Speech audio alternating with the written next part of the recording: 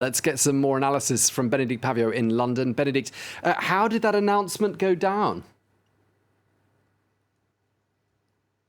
You're right, it is an unwelcome announcement, but it was really an expected announcement. Why? Because there have been heavy hints from ministers over the last 2 weeks to 10 days, more heavy hints over the weekend, even more heavy hints early on today, and heavy leaking to the media, which actually the Speaker of the House of Commons is very unhappy about, because really these announcements, as he has reminded the government and the Prime Minister Boris Johnson, need to be made in the House of Commons.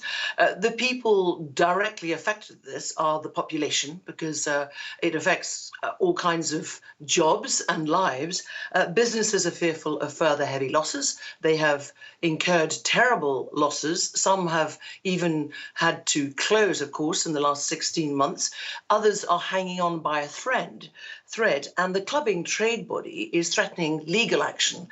So there is real concern as far as business and the economy is concerned, and livelihoods, because this capacity limits all kinds of things, whether it's theatre, pubs, sports, and, as I said, nightclubs. So there is some thought of legal action, but others, it's a very short time to plan.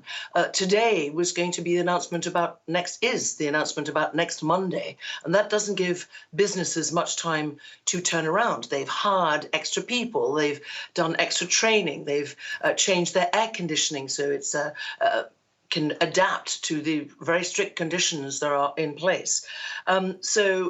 As I said, it was heavily leaked. The only concession seems to be about weddings, and that is that there will be able to be more than 30 guests in a few days' time. But again, that will vary according to what venue you book. So many disappointed people, but not completely surprised people here in the UK tonight.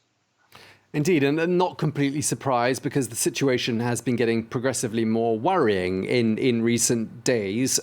Just how bad have things got there in England? Well, they've got the deaths are still low, but the cases are rising very fast. In some areas, they're doubling in the worst affected areas. And certainly, if you haven't got a double jab, which protects you very significantly, if you've only got one jab, or if you have not been vaccinated, this Delta variant is clearly meaning that this is the first stage of the unlocking that is now not going ahead.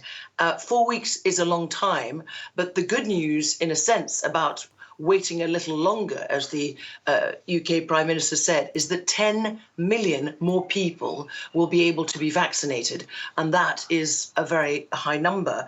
Cases are growing, we're told, by about 64% per week. And in the worst affected areas, a doubling each week. So deaths are not yet rising, hospitalizations are, and that is why in England this 4-week delay has now been announced by the Prime Minister this evening. Okay, Bénédicte Paviot in London, thank you very much indeed for bringing us up to speed.